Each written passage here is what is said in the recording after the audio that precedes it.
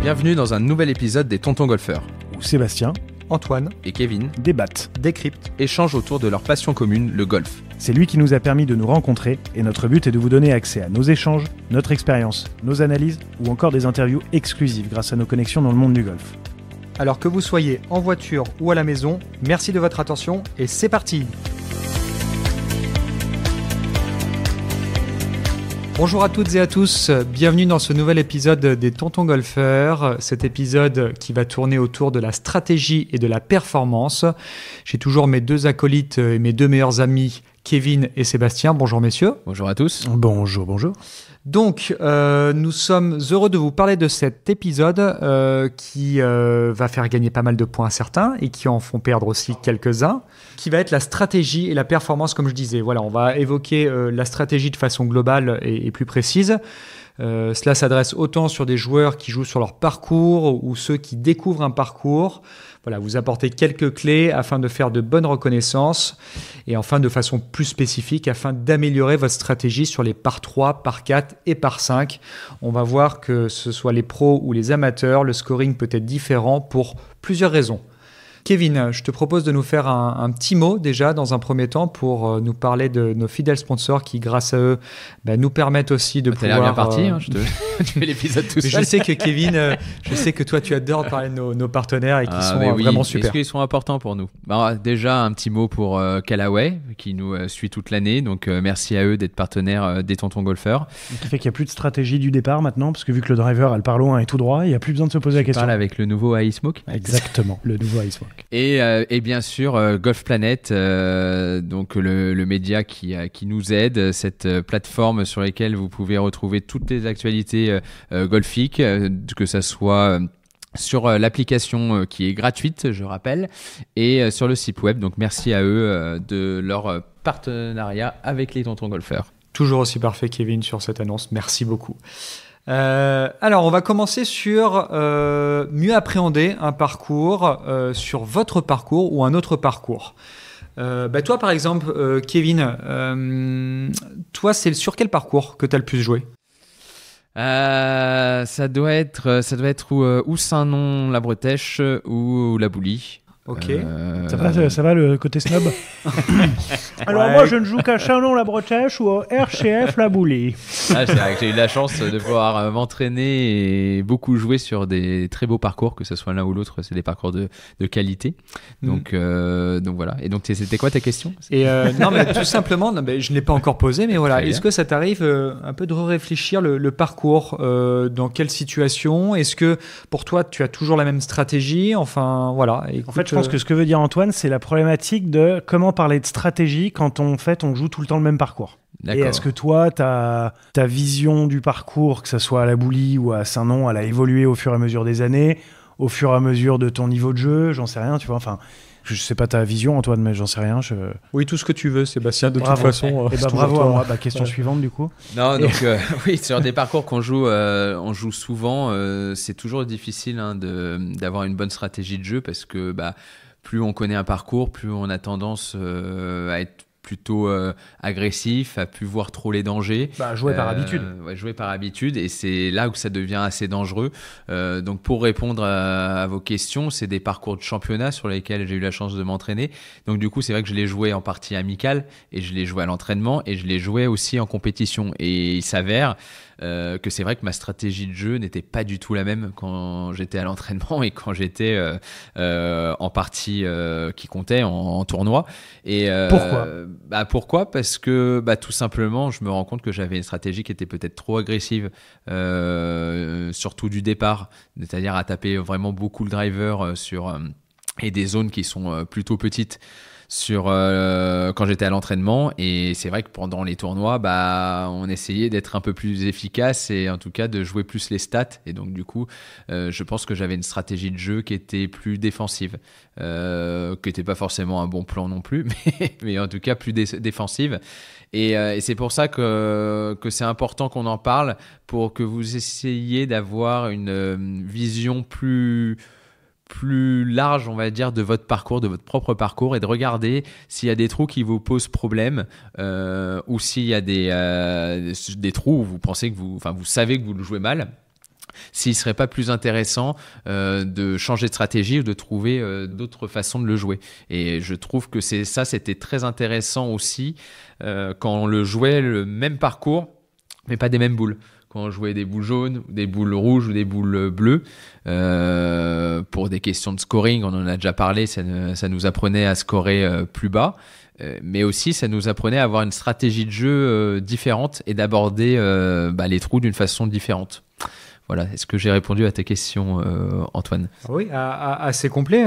C'est vrai que je suis assez d'accord avec toi. On a toujours une stratégie qui est différente, je trouve, en partie amicale ou avec la carte dans la poche. Je pense que c'est définitivement la pression aussi qui nous donne ça, parce que on voit qu'on est capable de tirer des coups lorsque on n'a aucun enjeu, mais lorsqu'il y a un enjeu, forcément, on commence à avoir une stratégie qui est un peu différente. Donc, c'est vrai que sur ce plan-là, moi, par exemple, je vais parler du départ parce que ça me frappe particulièrement.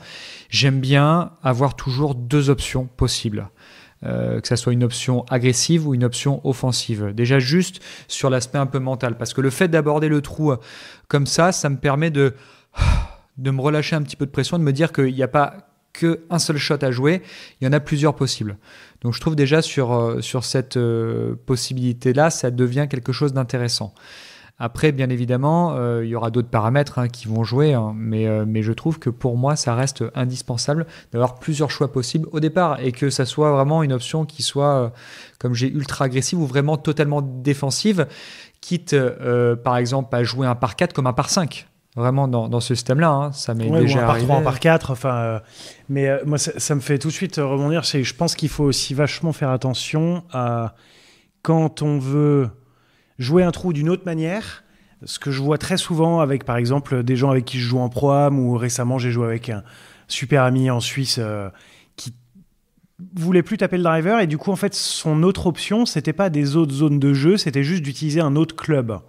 Alors que de temps en temps, même si on tape mal le driver est plus adapté parce que c'est l'endroit là où il n'y a pas de danger, et de taper le club, donc le bois 3 ou un hybride du départ parce qu'on se sent pas à l'aise avec le driver, du coup en fait ça peut mettre plein de dangers en jeu. Donc il faut être très attentif sur la stratégie que j'emploie.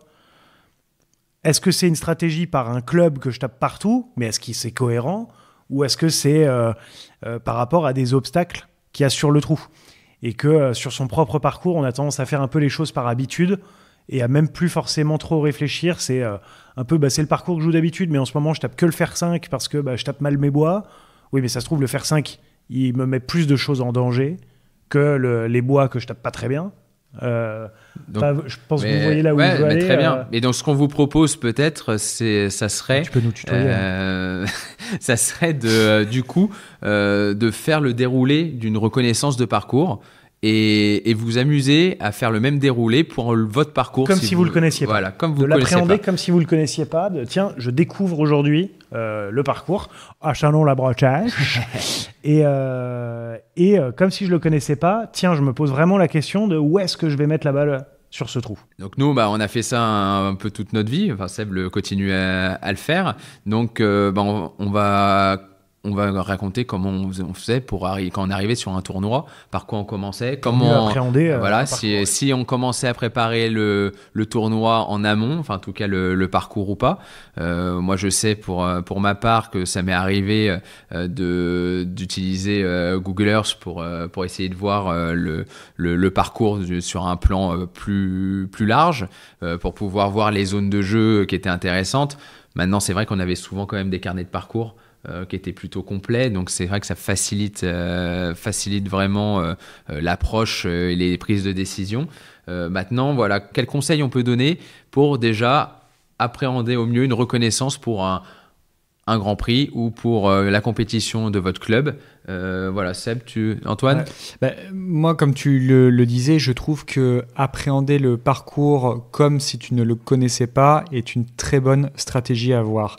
Là, le week-end dernier, il y avait le Grand Prix de la Boulie qui s'est joué, donc la Coupe Didier Ilouz. Et c'est vrai que à ce moment-là, le parcours change complètement de ce qu'on a l'habitude d'avoir. Les greens sont beaucoup plus rapides, les roughs sont beaucoup plus épais. Ce qui fait qu'on a vraiment une, pas méconnaissance, mais une adaptation qui doit être assez importante et rapide par rapport à la situation. Nous n'avons pas l'habitude d'avoir des greens aussi rapides et ils les mettent à cette vitesse-là pendant le tournoi. On n'a pas l'habitude d'avoir parfois des fairways qui sont un peu rétrécis parce qu'ils le mettent en mode un peu championship. Et des roughs plus compliqués. Exactement. Et c'est pour ça que je dis à chaque fois, et c'est la même chose chaque année, il y a beaucoup de joueurs, de très bons joueurs du club, et même moi, je m'étais fait avoir à l'époque. Même toi Même moi, exactement. Non. Si, non, je vous jure. On est obligé de couper le podcast. Là, on va mettre une page de pub, mais non, pas toi. Si, malheureusement, mais on apprend de ses erreurs et on devient bon quand on fait des erreurs. Ce n'est pas en étant bon qu'on devient bon. C'est grâce à ces erreurs qu'on fait des podcasts. Exactement. Voilà. Et c'est vrai que tout simplement, refaire des putts qu'on a l'habitude de faire, parce que lorsqu'on a des greens qui deviennent plus roulants... Attends, on va faire dans l'ordre. Donc du coup, du départ. Moi dans l'ordre, je vais aller beaucoup plus dans l'ordre que ce que tu avais prévu de faire. Très bien, allons dans l'ordre. Moi, je pense qu'il est hyper important de savoir ce qu'on vient chercher sur la partie qu'on va faire. C'est-à-dire qu'il y a deux types... Il y a le premier type de reconnaissance qui va vraiment exister, c'est une reconnaissance du parcours. C'est-à-dire qu'on va être là pour observer. Moi, la reconnaissance de parcours que je préfère encore plus quand on ne connaît pas un parcours, c'est sans les clubs. Ça, c'est quand on a la possibilité de le faire, c'est en marchant le parcours. Pour ne pas être, justement, on va dire, pollué par les coups qu'on tape ou quoi que ce soit. Ça, c'est quand on a le temps. Mais je pense parfois que pour un parcours qu'on ne connaît pas, ça serait plus intéressant de faire une reconnaissance marchée qu'une reconnaissance jouée. Pour pas être impacté. Ça marche en voiturette ou pas ? Non, parce on passe pas assez de temps. Moi, je le vois vraiment comme une marche presque un peu spirituelle de connexion au parcours et de justement, j'observe le parcours, j'ai le temps de marcher sur tout le parcours, les roughs de gauche, les roughs de droite, voir un peu chaque bunker, voir les angles que je vais avoir sur le fairway, voir imaginer des positions de drapeau sur chaque green, voir les pentes générales, voir si à gauche c'est mort, à droite c'est mort, mais en fait derrière je suis bien, mais en fait devant ça va pas. Et ça te permet de prendre beaucoup plus d'informations en fait que quand tu joues. Et de pas être pollué en fait par la balle ou par mon jeu ou par le fait que je me sois trompé stratégiquement, et au moins sur peu importe le trou, du coup je peux réussir, alors aussi avec le carnet, mais même si j'ai pas de carnet, si je pars juste avec un Bushnell ou quelque chose comme ça, de pouvoir avoir une idée de ok, ce trou là, par exemple j'ai 3 zones de jeu différentes parce que le trou tourne un peu, je peux décider de jouer court du virage, je peux dans le virage ou au-delà du virage en coupant par-dessus des arbres, j'en sais rien, je me suis fait un trou fictif dans la tête là, et du coup de me dire ok, la zone qui est avant le virage, elle est à 180, celle qui est dans le virage elle est à 220, et celle pour couper c'est un gros drive que je peux mettre plus loin. Mais en fait ça permet de ok, ça là je suis ok, mais bon là un drapeau fond du green, ça va pas, donc peut-être que pour le drapeau fond du green, en plus je me ferme un peu l'angle, il faut peut-être que j'aille chercher plus loin, mais au moins sans les clubs, c'est plus facile de pouvoir faire ça. Et là on est vraiment dans une reconnaissance du parcours, une reconnaissance du terrain.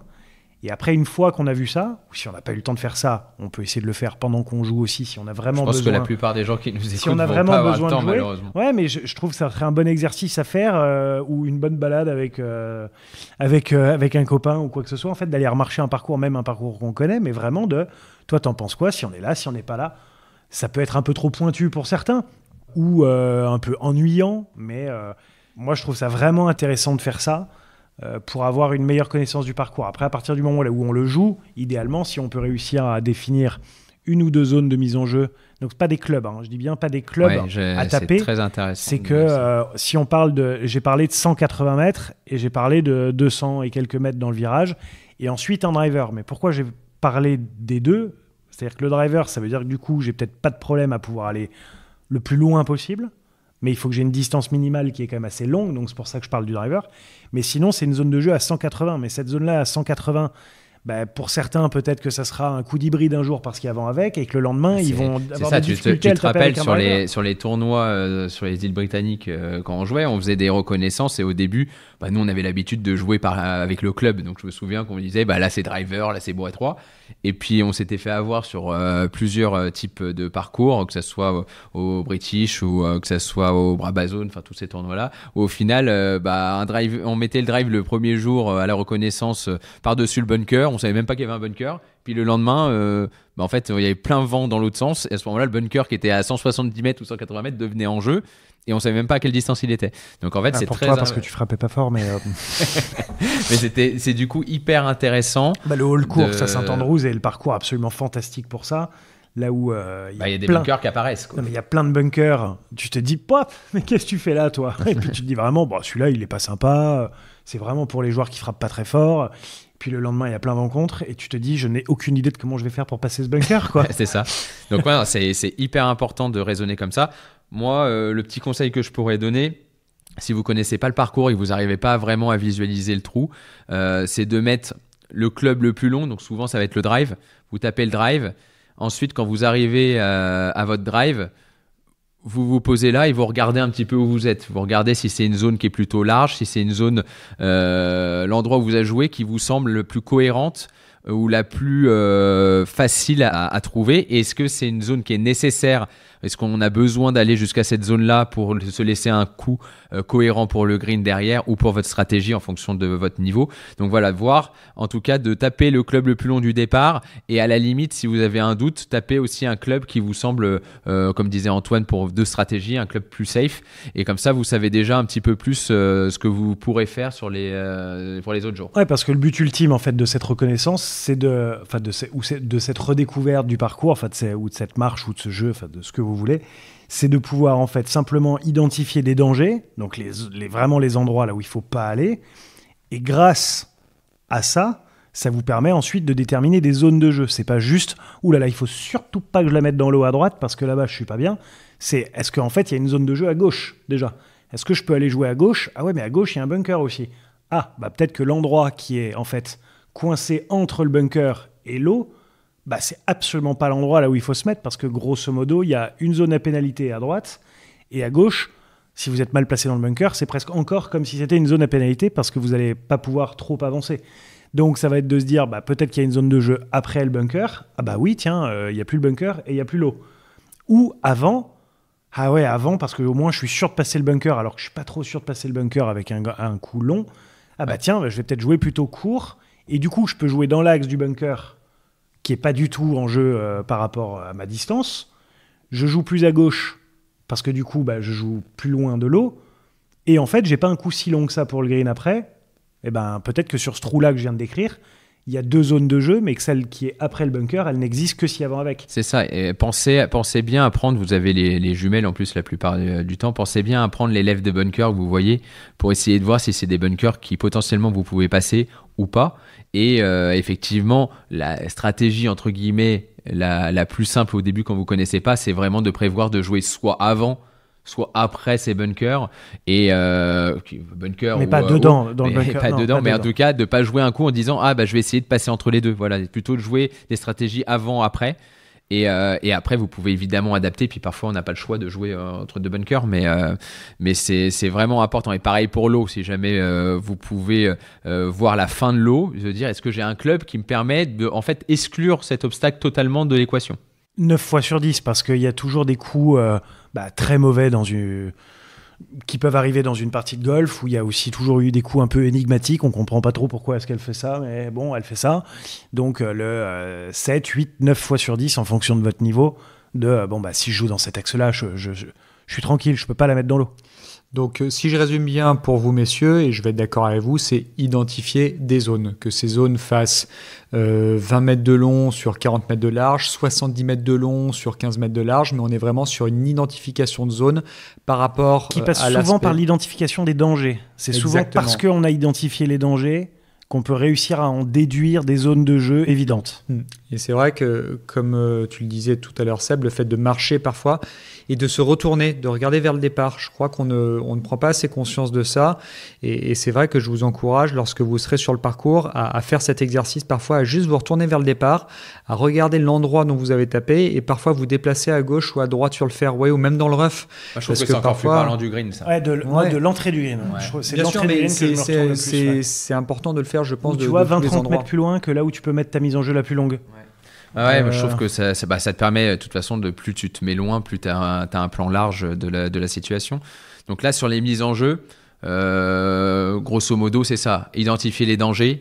une fois qu'on a identifié les dangers, voir les zones qui peuvent s'en dégager. Il peut y avoir une zone agressive, une zone défensive.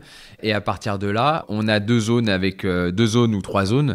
Et après, en fonction d'autres conditions, les conditions climatiques, la condition du jour, ça peut être un club ou un autre. Mais le club condition du parcours aussi, la position de drapeau peut faire changer une zone. Et notamment aussi par rapport à des parcours que vous connaissez déjà bien. Et vous avez déjà remarqué qu'il y a des, en hiver, ça roule moins, en été, ça roule plus. Donc en fonction aussi des conditions du parcours, comme tu disais. Il n'y a plus de saison, donc on peut plus s'adapter.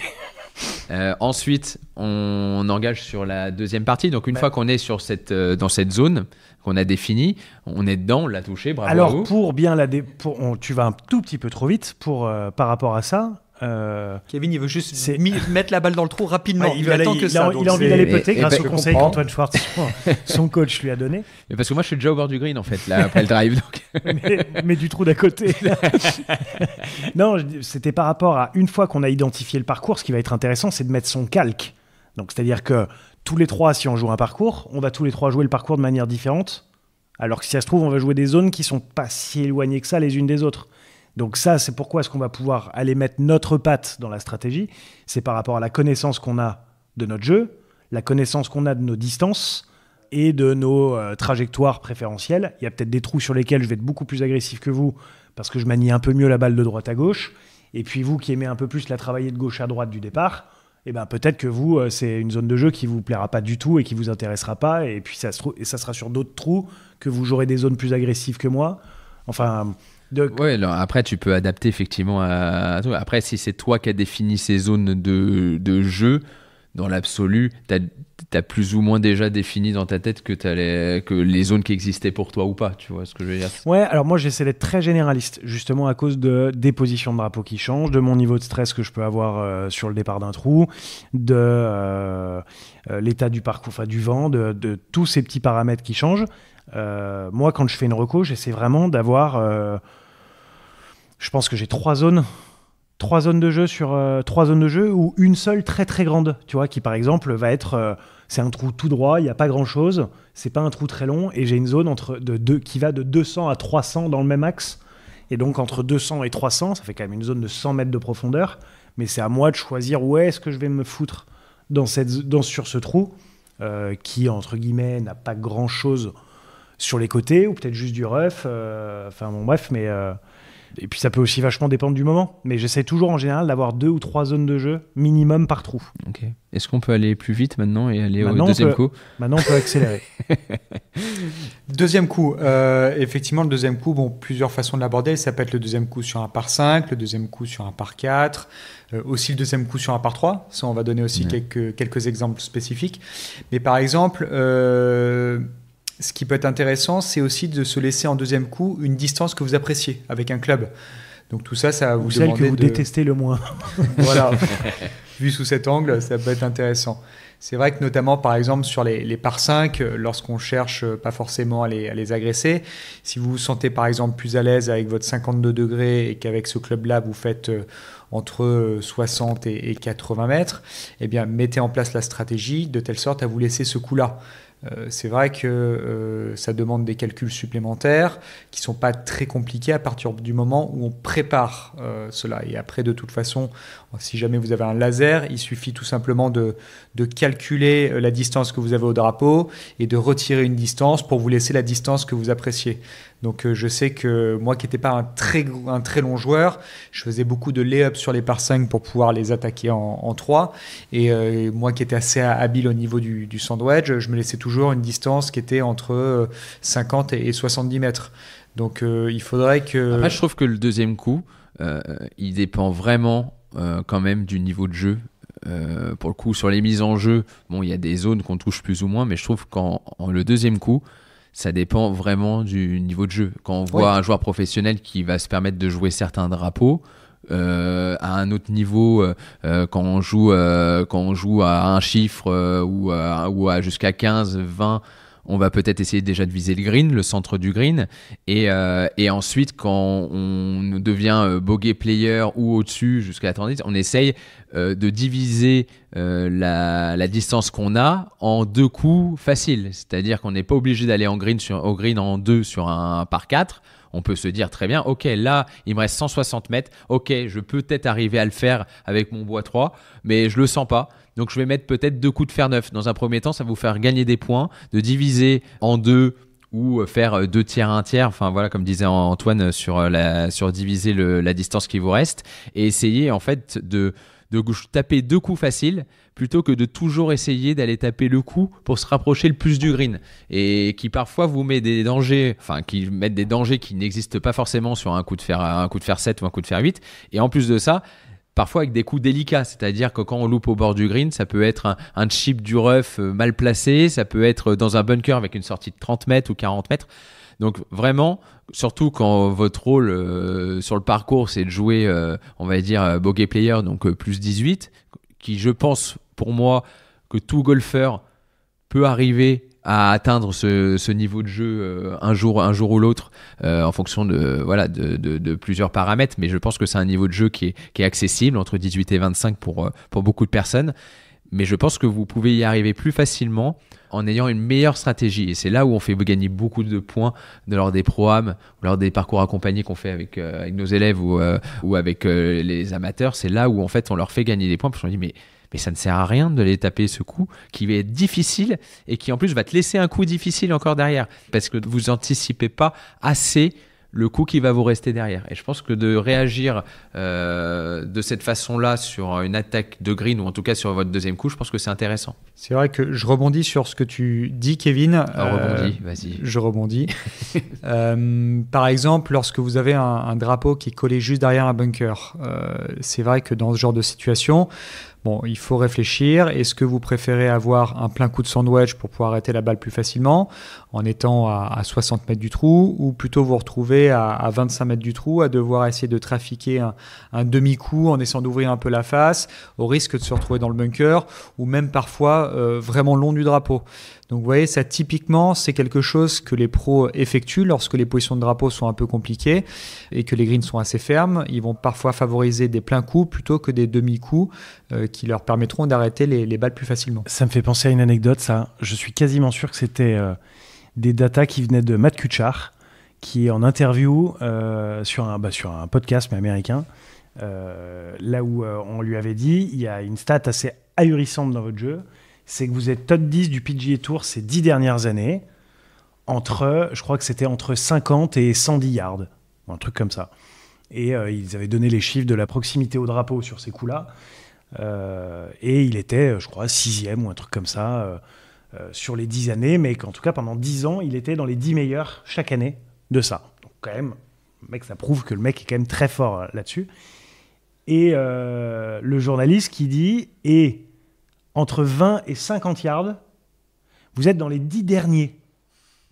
Donc, il y avait une zone de wedging dans laquelle il était extrêmement fort et que dans la plus petite zone, donc qui est souvent un peu la distance bâtarde, entre 20 et 50, qu'il était souvent mal. Et il avait dit, qu'est-ce que vous faites quand vous vous retrouvez entre 20 et 50 yards du coup d'un drapeau ?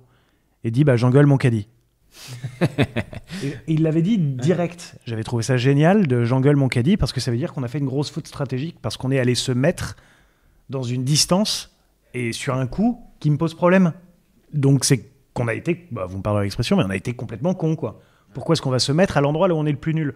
Donc là, comme l'exemple que tu donnais, c'est 25 mètres ou est-ce que même de temps en temps c'est le meilleur coup qu'on fait qui finit dans le bunker, sauf qu'on est nul dans le bunker. Donc pourquoi aller se foutre dans le bunker alors qu'on aurait pu rester 60 mètres court du green et avoir un coup qui nous porte, et puis jouer deux coups faciles, qui nous donne confiance. Et joue deux coups faciles en plus. Ouais. Donc je pense. Et là on a souvent la réponse de ah ouais mais ça me fait kiffer de taper un bois 3 vers le green. Ouais mais ça je suis tellement d'accord. Et de dire oui mais elle a fini dans l'eau, c'est pas drôle.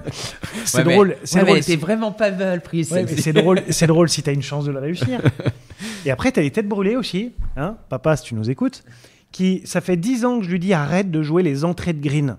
Si le drapeau, il est à 35 sur le green, tu vas avoir un putt de 35 mètres, tu vas faire 3 ou 4 putts.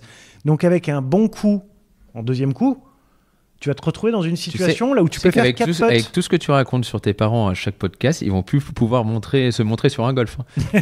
C'est lui le monsieur qui joue les entrées de green. C'est elle la dame qui n'avance pas avec son bois 3. Oui, n'en remets pas une couche, s'il te plaît.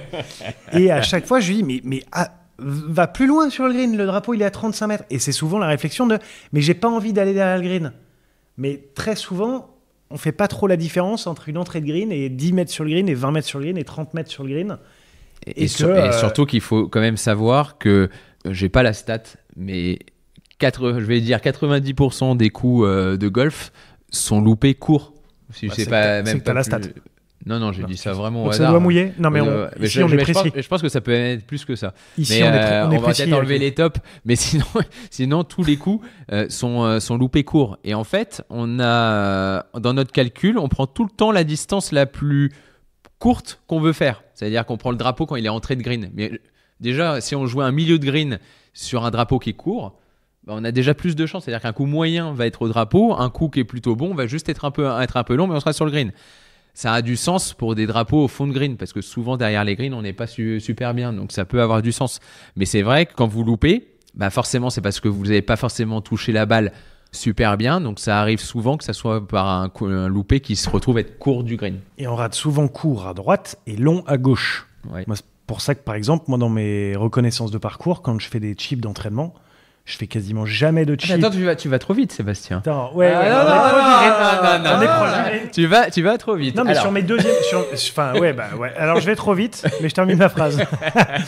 Je fais jamais de chip court à gauche et jamais de chip long à droite. Parce qu'en fait, c'est des zones là où je vais jamais me mettre. Si je rate à droite, c'est souvent avec un coup qui est trop court. Et si je rate à gauche, c'est souvent avec un coup qui allait un peu plus loin que ce que je voulais. Et est-ce que tu peux nous dire pourquoi c'est long à gauche et court à droite ? Souvent, quand je rate. Pas pour toi, pour tout le monde. Ça doit être des questions de contact dans la face et de dynamic loft et de spin. Ouais, c'est une question de spin. C'est une balle qui est coupée. En général, à droite, génère plus de spin et donc du coup va moins loin. Et une balle qui est à gauche, c'est plutôt une balle qui est drawée, qui a du coup moins de spin et va plus long. Donc voilà, c'est pour la petite info. Je vais pas trop vite, donc je te laisse reprendre les rênes. On a joué les deuxièmes coups. N'oubliez pas, alors là je parle pour les reconnaissances, n'oubliez pas de faire quelques coups du rough. Très souvent, on fait des reconnaissances, on se remet la balle au milieu du fairway, on tape. C'est là où je voudrais être. Je veux voir quel coup il va me rester. N'oubliez pas, alors je vous dis pas toute la journée, mais faites quelques coups du rough parce que vous allez être surpris de ce qui se passe dans le rough le lendemain si jamais vous l'avez pas du tout travaillé pendant la journée. Ou sinon, faut être très très discret et discrètement mettre un coup de pied dans sa balle, même le lendemain en compétition, mais ça passe pas terrible quand on se fait choper. Hein. Non, mais n'hésitez pas surtout aussi à ne pas la layer parfaitement dans le rough. C'est-à-dire enfoncer là, dropper là, exprès pour faire comme ça, parce qu'il y a beaucoup aussi. Mettez là dans le bunker 10 mètres devant vous. Et effectivement, au niveau stratégie, parce que là on allait aller au green, mais on a parlé de quand on était sur le fairway, mais quand on est dans le rough, ou quand on est mal placé, ou quand on est dans les arbres, stratégiquement, essayez aussi de trouver toujours comment vous allez pouvoir taper le coup d'après dans une meilleure position que celle dans laquelle vous êtes actuellement. Donc ça veut dire souvent du fairway, d'essayer de la taper du fairway. Donc parfois ça peut être se recentrer à l'horizontale, parfois ça peut même être en arrière, parfois vous avez une petite fenêtre, vous pouvez avancer au milieu des arbres. Parfois dans le rough vous n'êtes pas si mal, mais ça peut être vous êtes obligé de mettre un coup de sandwich pour vous recentrer et avancer. Tellement de points perdus de personnes qui font 2 coups de recentrage sur le même trou. Ouais. Tellement de pas être vigilant ou que ça soit ça à tous les niveaux mais complètement, que ça soit 1,20 coups perdus sur le trou ou 1,5 voire de temps en temps 2, mais de faire un coup de recentrage dans le rough, ça devrait être 10 pompes obligatoires. Faire un coup de recentrage qui reste dans la forêt, ça devrait être pareil. Qu'est-ce que je serais costaud si c'était le cas. Et c'est à chaque balle provisoire qu'on serait très musclé. Plus depuis qu'il y a le Callaway Ice Smoke. Mais c'est vrai que les coups de recentrage, d'être hyper vigilant, ou de faire, je sais pas, sur un trou là où on essaye de juste avancer, on était sur le fairway mais on peut pas aller au green, et de se foutre dans un bunker de fairway après le deuxième coup, des trucs comme ça c'est interdit. Alors, outre ça aussi, c'est parce que c'est un coup qui n'est pas travaillé. Aussi, le coup de recentrage, il y a pas mal de mes élèves. Là, il y a plein de personnes qui viennent d'entendre ta phrase et qui, dans leur tête, se sont dit « Ah pourtant, j'y passe un paquet de temps dans les arbres. » Oui, mais y passer du temps et savoir les faire, c'est vraiment différent. C'est parce que souvent, on est en train de perdre un coup et on a envie de le rattraper. On n'accepte pas de faire 5. Exactement. Donc on fait 7. Voilà. Donc en fait, vous prenez souvent des clubs qui sont trop compliqués et trop exigeants par rapport à la position de la balle que vous avez, donc dans le rough ou dans les arbres. Et du coup, vous vous retrouvez en difficulté une nouvelle fois parce que ce coup était très difficile à jouer. Il faut accepter parfois que il faut mettre un coup de fer 9 du rough, vous avancez un peu, derrière vous allez peut-être avoir ou un coup de fer 7 ou encore un coup d'hybride ou un coup de sandwich. Mais vous avez encore une chance de sauver votre part, votre bogey ou votre double en fonction du niveau de jeu dans lequel vous êtes. Mais vraiment, n'essayez pas de rattraper le coup quand vous sentez que vous êtes en train d'en perdre un. N'essayez pas de le rattraper tout de suite. C'est comme ça qu'on en perd un autre. Exactement. Voilà, qu'on accepte de perdre un coup parce que c'est le coup précédent qui vous a mis dans cette situation. Et parfois, comme vous dites, on essaie de rattraper notre erreur. Des qu'en essayant de la rattraper, on double la perte des points. Donc, effectivement, essayez d'être vigilant sur ça. On parle quand même des drapeaux. Non. Des drapeaux, donc sur le deuxième coup, au deuxième coup, ou troisième coup, ou quatrième coup, peu importe où vous en êtes, à partir du moment où vous jouez un drapeau, qu'est-ce qu'on regarde? Comment on fait? Qu'est-ce qu'on choisit? Alors, je vais commencer parce que ça me parle. Moi, je trouve que lorsque j'attaque un drapeau, alors il va y avoir plusieurs choses à voir. Mais la première chose que je vais regarder, effectivement, c'est où le drapeau est positionné par rapport au danger qu'il peut y avoir. D'accord ? Si par exemple, le drapeau est collé à 5 mètres de la droite et dans cette partie droite, il y a un bunker, bien évidemment, en fonction de la distance que je vais avoir, je ne vais pas forcément jouer le drapeau. Si j'ai un coup de 120 mètres, 130 mètres avec un drapeau qui est positionné à droite, je vais plus privilégier la partie gauche du drapeau pour pouvoir avoir un coup qui est safe plutôt qu'essayer d'être un peu trop agressif. Je vais être également vigilant de la pente qu'il va y avoir autour du trou. J'aime bien me laisser le putt le plus simple possible. Donc moi, celui que je préfère, par exemple, c'est le putt en montée droite-gauche. Donc je vais toujours essayer de trouver, lors de mes reconnaissances, en fonction de la position de drapeau, où va être le putt en montée droite-gauche. Et en fonction de ça, je sais où je vais devoir attaquer. Bien évidemment, si dans l'exemple que je vais vous donner, le drapeau est collé à 5 mètres du bunker à droite et que le putt en montée droite-gauche est à droite du drapeau, dans cette situation-là, je pense qu'il faut avoir un peu plus de réflexion et de se dire que ok, je vais viser à gauche, je vais pas avoir peut-être le putt le plus simple, un putt un peu en descente, mais je préfère être dans cette situation plutôt que de prendre le risque d'attaquer le drapeau et de me retrouver dans le bunker où cette sortie devrait être un peu compliquée. Donc pour moi, il y a vraiment deux choses qui sont importantes de mon côté, c'est la position du drapeau par rapport au danger et ensuite se laisser le putt le plus simple pour vous. Moi, j'ai deux choses à dire là-dessus. La première, c'est une petite anecdote. Quand on était au pôle avec Seb, on nous avait fait faire des parcours.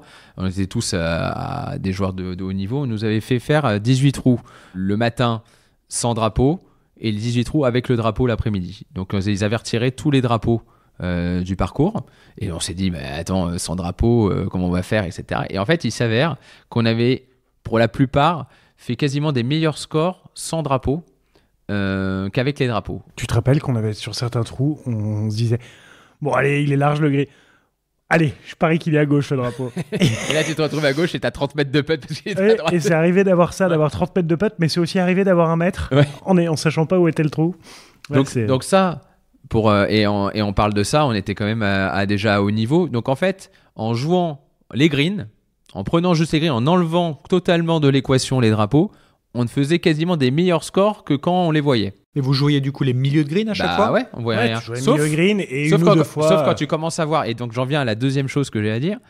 On jouait le drapeau quand on le voyait. Enfin, le trou quand on le voyait. Et je trouve que c'est une bonne règle en fait. C'est qu'à partir du moment où tu vois visuellement le trou, c'est que peut-être tu as une distance où tu peux commencer à te dire je vais le jouer.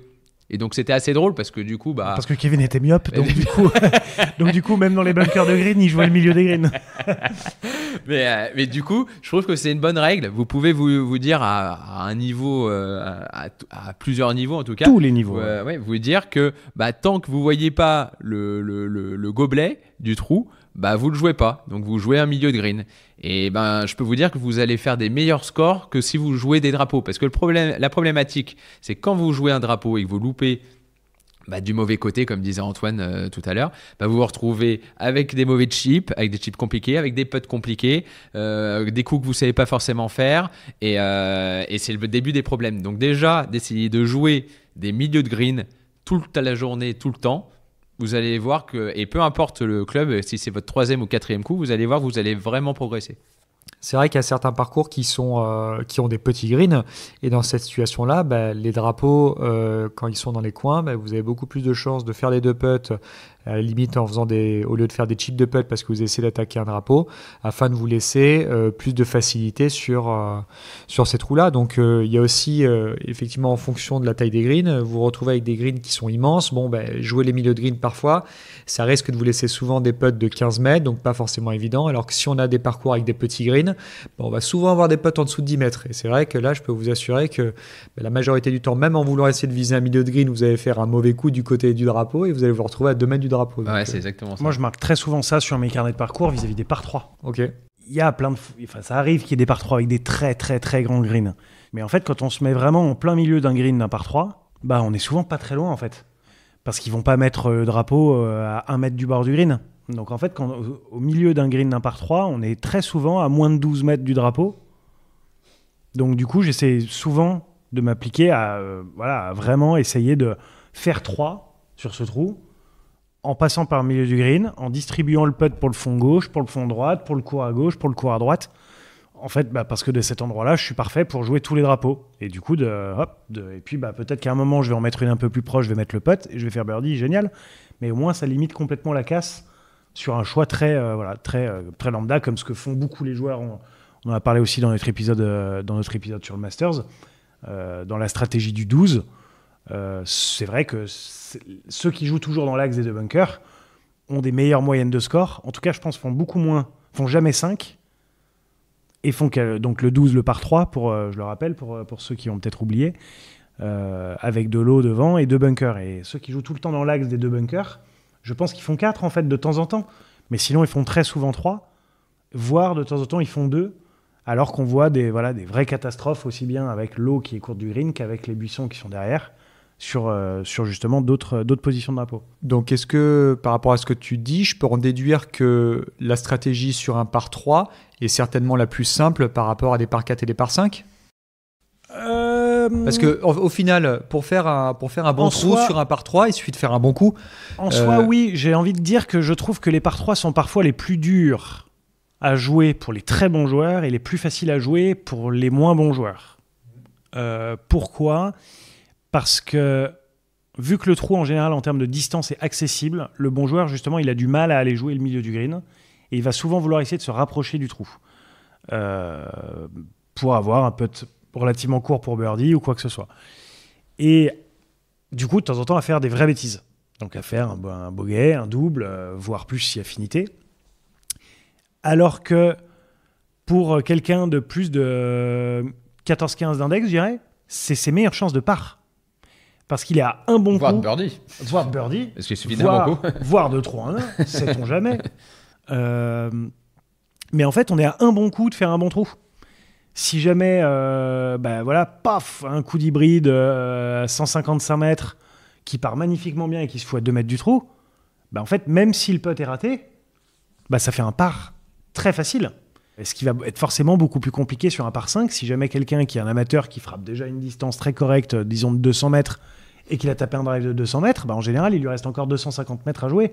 Donc, entre guillemets, on n'est pas rendu, quoi. Ouais, et puis alors que les par 3, voilà. Je trouve qu'effectivement, sur un par 5, à plus haut niveau, ça te laisse plus de coups pour rattraper un coup qui était un peu approximatif. Ouais.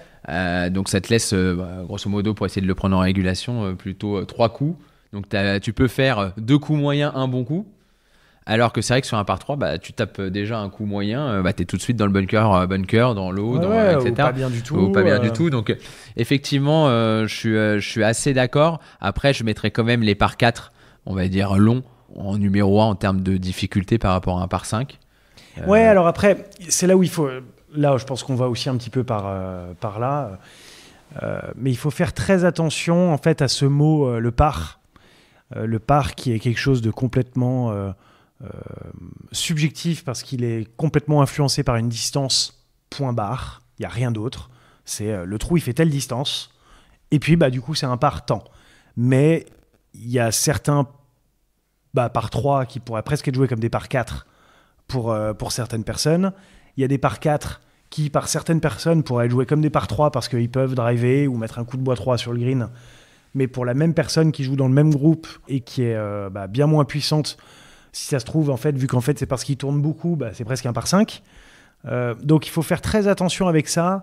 Pareil pour les par 5, pareil pour les longs par 4. Les longs par 4, même de temps en temps, des bons joueurs n'ont pas la distance pour arriver en 2 sur le trou. Et en fait, s'ils le jouaient dès le début comme un par 5 pour eux, c'est ce que je disais au début là, quand je parlais de poser un peu son calque sur le parcours, c'est là où il faut faire... il faut être très conscient de ses capacités.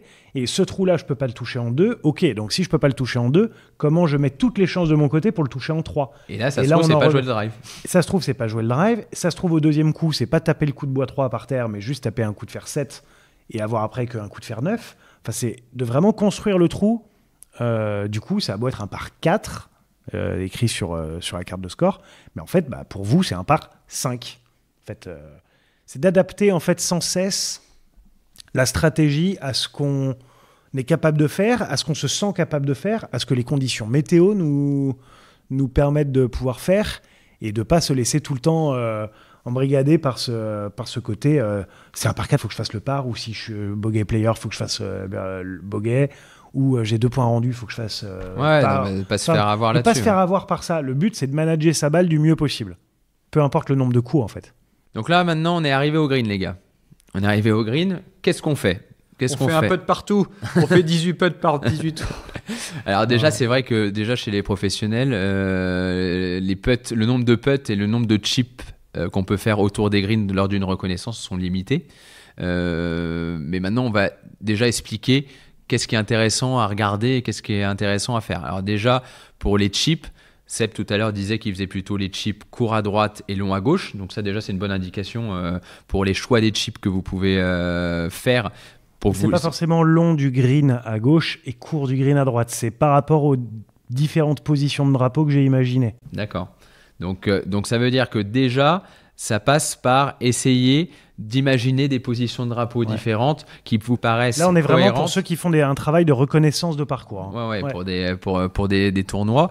Et là, oui, vous pouvez d'ailleurs avoir des sortes de trous ou de sous de verre que vous pouvez poser à certains endroits ou à un tee même pour imaginer les positions de trous et pouvoir les jouer lors d'une reconnaissance. Donc ça, c'est assez intéressant. Parce que les dessous de verre de bière, c'est absolument la même taille qu'un trou. Donc vous pouvez y aller. Ça ne veut pas dire buvez des bières, ou avec modération, ou pas. Mais prenez les dessous de verre, c'est hyper bien. Donc ça peut être intéressant s'il y a un bunker un peu compliqué dans lequel vous pouvez vous retrouver le lendemain. Les chips un peu compliqués, un peu avec beaucoup de pentes, avec un plateau, voilà, et vous pouvez essayer de le faire. Donc essayez de trouver, même sur des parcours que vous connaissez déjà, un ou deux chips, une ou deux sorties de bunker qui peuvent être difficiles à appréhender le lendemain. Ça, c'est pour la partie chipping, si vous voulez rajouter quelque chose. Et après, il y a la partie putting. Antoine, tu vas peut-être nous en dire plus sur ça. Alors, sur la partie putting, moi, j'adorais en fait me mettre au milieu du green et mettre 3 positions de drapeau et jouer vers les 3 positions de drapeau. Comme tu dis, on avait des ghost holes, donc des trous fantômes. Des trous fantômes.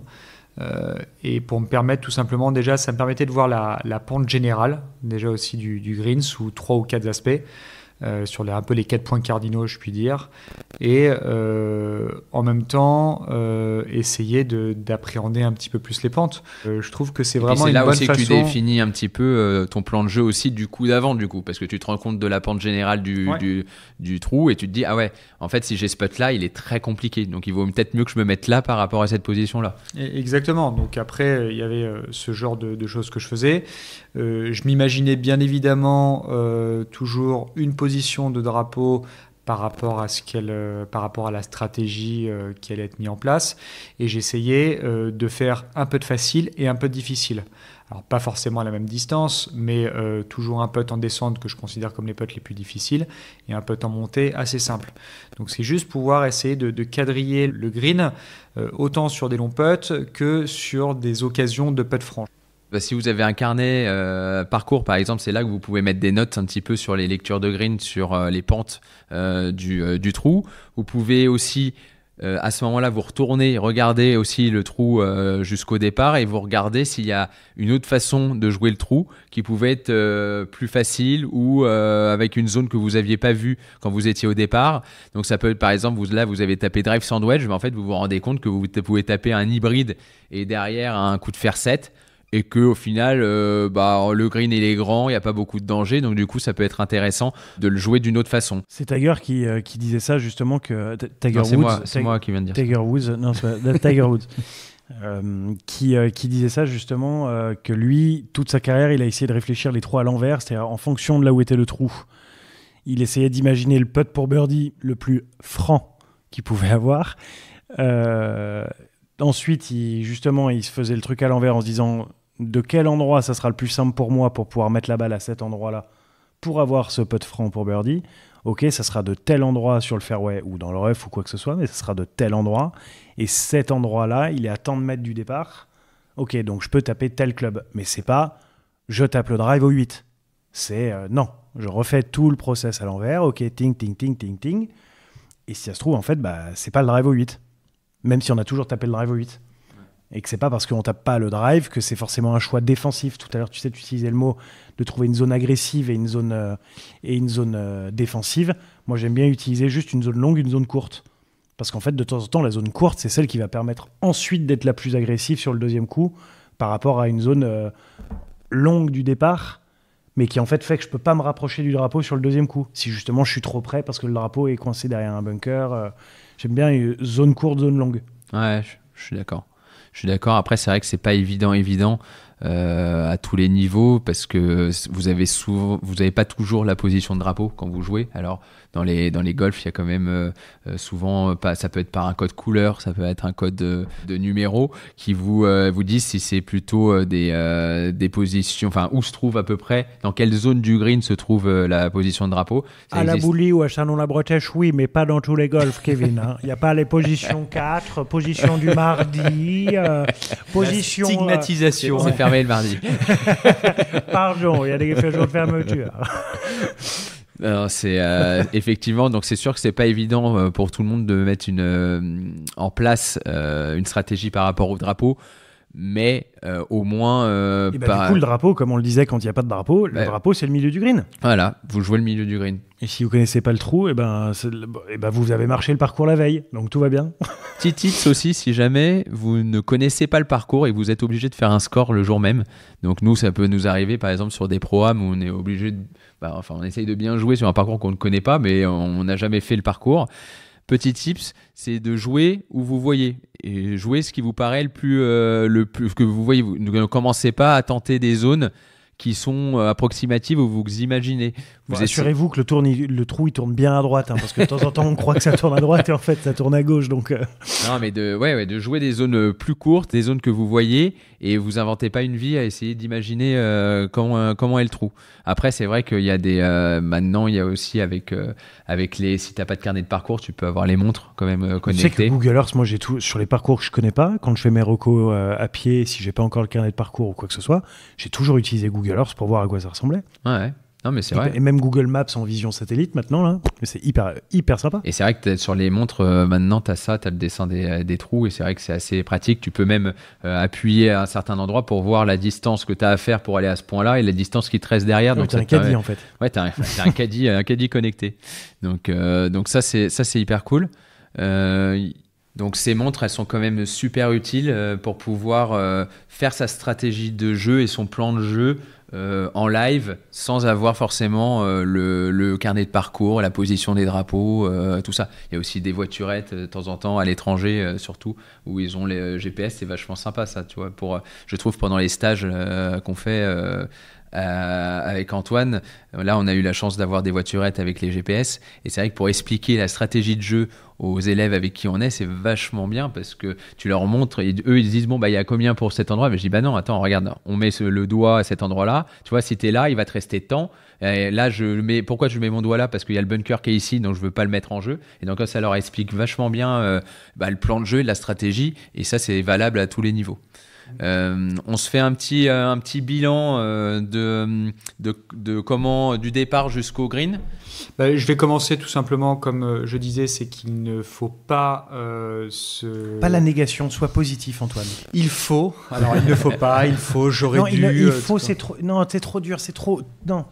Faites mieux que Donnez-vous ça. plusieurs choix depuis le Voilà, départ. Antoine, ça, c'est positif. Donnez-vous plusieurs choix depuis le départ afin de pouvoir vous libérer de la tension, pouvoir aborder un trou sereinement. Si vous n'avez qu'une solution, malheureusement, vous allez voir que ça sera beaucoup plus compliqué que si vous en avez plusieurs. Donc depuis le départ, améliorez votre champ de vision et essayez d'avoir plusieurs zones à jouer. Ouais, on définit les dangers. Donc en 1, on définit on les définit les dangers pour pouvoir définir des zones de jeu. Des zones de jeu. Ok. Selon nos capacités. Bien sûr, ça vient de la bonne connaissance de soi. Ouais. Ça, c'est extrêmement important parce que la stratégie que vous aurez ne sera pas forcément la stratégie de quelqu'un d'autre. Donc, chacun a sa propre stratégie par rapport à sa connaissance de soi. Ouais, ensuite, sur les attaques de green, on va dire, plus que sur véritablement des deuxièmes coups. Donc, les attaques de green, en espérant qu'il n'y a pas eu trop de coups entre la mise en jeu et les attaques de green. Mais sur les attaques de green, on va dire, quand on ne sait pas, on joue un milieu green. Ouais. Et en fonction de notre niveau, on peut essayer de commencer à, ok, je joue un peu plus vers le fond, je joue un peu plus, mais en tout cas d'être très alerte sur où est le drapeau et où est-ce que je vais toujours être bien en mettant ma balle, plutôt que de simplement bêtement jouer tout le temps vers le drapeau et de se retrouver de temps en temps dans des situations complètement incongrues. Donc de jouer en priorité les centres de green, se mettre la petite règle que tant que vous voyez pas le gobelet du trou, vous jouez pas le trou. Ça peut être le drapeau. Donc ça peut être intéressant. Ensuite, autour des greens et sur le green, petit bilan de ce qu'on a dit. Un chip court à droite, un chip long à gauche. Ça, dans une partie de reconnaissance, c'est l'idéal. Ouais. L'idéal, essayer de voir vraiment, on va dire, de définir la zone morte.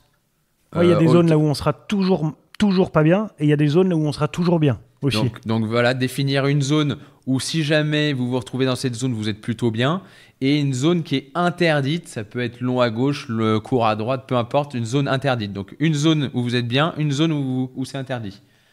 Au putting, tout simplement, moi je dirais de s'imaginer le putt le plus simple pour vous. Donc essayez d'imaginer une position de drapeau, regardez le putt le plus simple pour vous. La majorité du temps, ça sera un putt en montée. Bien évidemment, adaptez cette stratégie en fonction de la position du drapeau. Comme je disais tout à l'heure, si le drapeau est collé à droite et qu'à droite vous avez un hors-limit, un bunker, de l'eau et que le putt en montée se situe juste à droite du drapeau, il faut pouvoir adapter. Donc soyez vigilants par rapport à ça. Mais j'essaye. Très courageux. Voilà, exactement. Mais j'essaye, même tout simplement pour un chip, pareil la même chose, c'est que parfois quand vous faites un chip, le danger peut très vite arriver, donc parfois favoriser le fait de se laisser un putt en descente, mais d'avoir plutôt un coup safe, plutôt que de prendre un risque d'avoir le putt en montée et de se retrouver dans une solution qui pourrait être dans une situation qui est un peu plus compliquée. La dernière fois qu'on a joué ensemble, t'étais plugué dans un bunker, t'étais pas si loin que ça du drapeau, mais tu pouvais pas jouer. C'était lors d'un Win Tour ? C'était lors du Win Tour à Saint-Cloud, le 29 avril.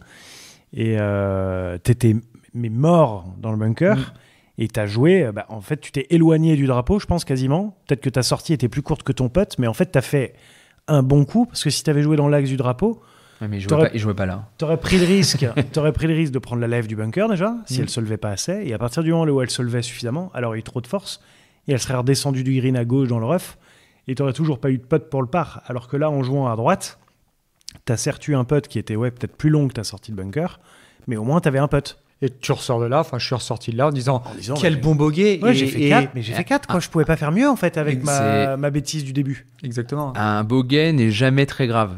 Quand vous commencez à faire des doubles ou des triples à cause de la stratégie, c'est quand même dommage. Donc vraiment, essayez de voir comment vous pouvez construire un bogey. Ouais.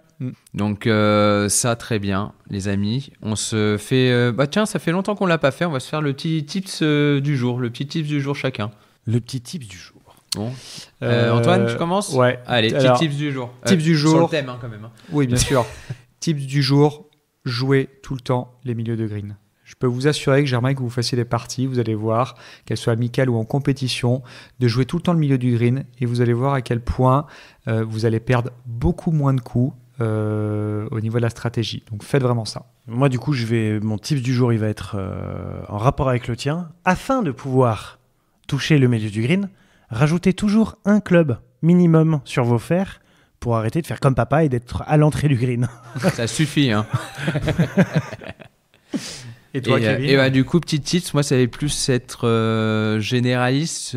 Essayez de prendre la carte de score de votre club ou la carte de score ou le carnet de parcours et de vous faire un plan de jeu par rapport à votre niveau de jeu. C'est-à-dire que vous allez définir avant, par exemple, si vous êtes 20, vous allez définir que vous avez le droit de faire 2 doubles et pas vos points rendus, hein. Attention, ouais. Tu dis bien pas les points rendus. Non, pas les points, votre index réel. De donner, en fait, ce trou-là, pour moi, c'est un par 4, mais pas avec les points rendus, même s'il y a... C'est ça. Ouais. Et du coup, de vous dire, ok, ce trou, c'était un par 4 sur le papier, mais j'ai droit à un bogey.